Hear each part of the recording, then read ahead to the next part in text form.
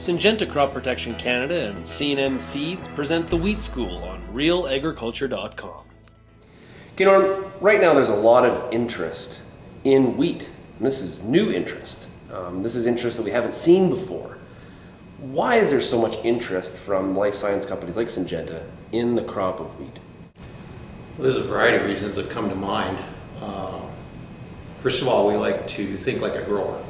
That's gets us to be more customer focused, gets us to think about things like a grower does, which is not piecemeal. You know, this component, that component. They look across the whole farm and they think about what they need to do to be more efficient on the farm and at the end of the day be profitable. If you look at a grower in Western Canada, it's hard to look at an operation and not include wheat in that rotation. Across the country. Across the country, pretty critical. So if we really want to think like a grower, we need to be thinking about wheat. And in early 2010, Syngenta globally made an announcement that it was a global strategic crop. And since then, we've reorganized ourselves actually into strategic crop areas. And cereals is one of them in North America and also globally. So we have a whole new structure around how we will focus on wheat. It's huge, 500 million acres globally. It's largely untapped when you think about it in terms of the amount of technology that has been applied to it. Some people would argue that, but we think there's lots of opportunity. And it's critically important because it can have a lot of impact. So as we fulfill those opportunities, what are going to be some of the impacts, or where are some of the benefits and the outcomes to come from this investment? Well, again, I'll use our Syngenta examples because that's top of mind for myself.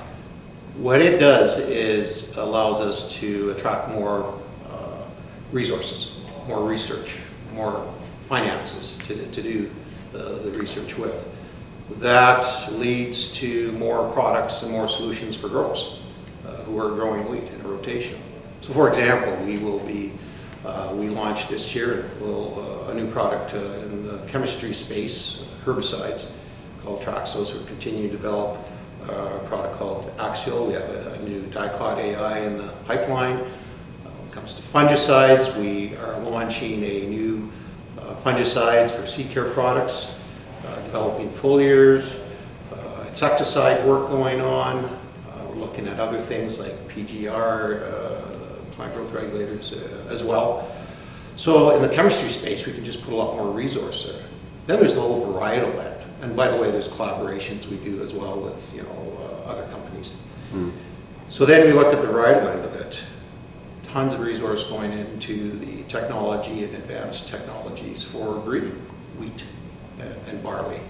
So whether it be double haploid technology, we're working towards hybrid wheat later in the decade. So those are investments that wouldn't necessarily otherwise have been made if wheat wasn't a strategic crop. So those, to answer your question, what difference does it make, what comes of it all, those are some examples. And those are agronomic examples. There's a whole, I can think of a list of non-agronomic services and tools that we will be developing as well, because our strategy is to develop integrated solutions, integrating the different technologies I just spoke about, germplasm, layered with the chemistries, doing research differently than we've ever done, combining those two. And then we layer over top of that some of these tools and services that are non-agronomic in nature, whether that be financial, training, data, record-keeping type of tools. There's a whole fleet of things there you can imagine that come into play. So those are all examples of investments and pieces of the answer we can bring to a grower for an integrated solution for wheat. We talk about farmer benefits. Do you see a larger focus now on maybe consumer benefits? You in the U.S., Syngenta with their AgriPro program has done a lot of stuff with different pizza manufacturers, Papa John's and stuff like that. Do you see more of that kind of focus where it's sort of a value chain, value circle, whatever you want to put on it, where the farmer is included in that process? Absolutely. Huge opportunity. That's exciting stuff as well. It gets us connected and again, much more plugged into value chain. There's huge levels of consultation required right across the value chain. Number one, to understand what is it those end users and consumers want. How does a grower play into that? How can we bring technologies to play that allow a grower to, tick the boxes and help the grower to increase their profitability? So those are definitely the types of things we're looking at as well, and quite exciting ones. When we say technologies, we kind of use that term very broadly. Depending on where you are in the industry, your definition of technology is different. When you say new technologies, how do you define that in the seed industry? Well, there's new technologies used to do the breeding that I talked about earlier, double haploid as an example. New technologies would be when we get to a point where we have hybrids. New technologies would be how I grow the crop, protect the crop, get it off to a good start with seed care products, protect it after the fact with herbicides, fungicides, and insecticides. And then growing systems. We're looking hard as well at integrated growing systems. So what kind of rotations, what kind of multi-year holistic farm kind of solutions could we be looking at the growers maybe haven't been able to do before? So new technologies will enable new options for growers. Now, Syngenta's been in the wheat business for a while, so I think a lot of farmers are looking, you already have products in the market, so I think farmers are looking to Syngenta to sort of, they're going to that's where we're first going to see some change and some value. And so, what is some of those changes in values? How much is wheat? What is the potential for wheat? How much is it lagging?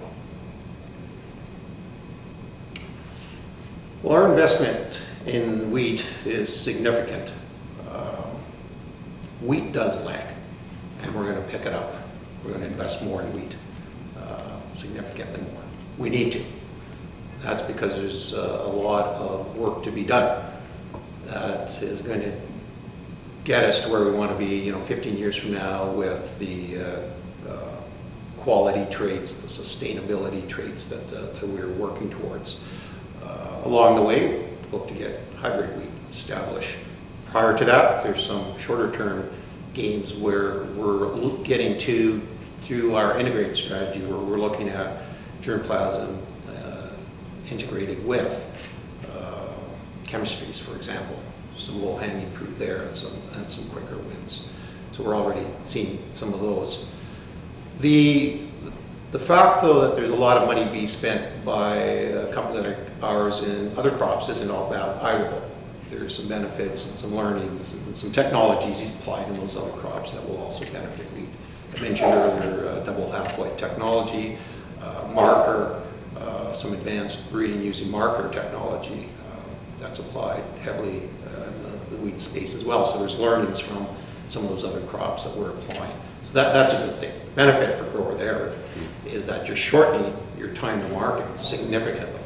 You're taking a number of years out, 2, 3, 4 years out of the time it would normally take to get a variety to market, for example, at 10 to 12 year period. So you look at a chemistry product, it's roughly a decade, 100,000 products. Look at a variety, let's say 100,000 lines, in 10 to 12 years, it's not a lot different. So we look at how we could combine those along the way to look for some of these synergistic effects. Those could be some big wins. And that's the type of thing we're doing in the shorter term.